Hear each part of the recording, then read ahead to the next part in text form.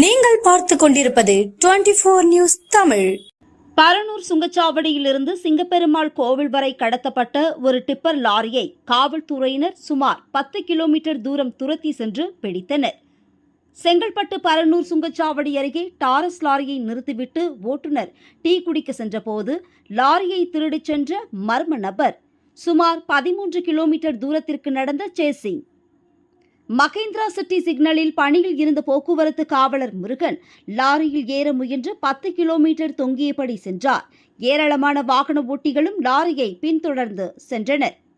மறைமலை நகர் signal அருகே லாரியை போலீசார் மடக்கி பிடித்தனர். கடத்தி சென்ற நபரை கைது செய்து காவல் நிலையம் அழைத்து சென்று விசாரித்து வருகின்றனர்.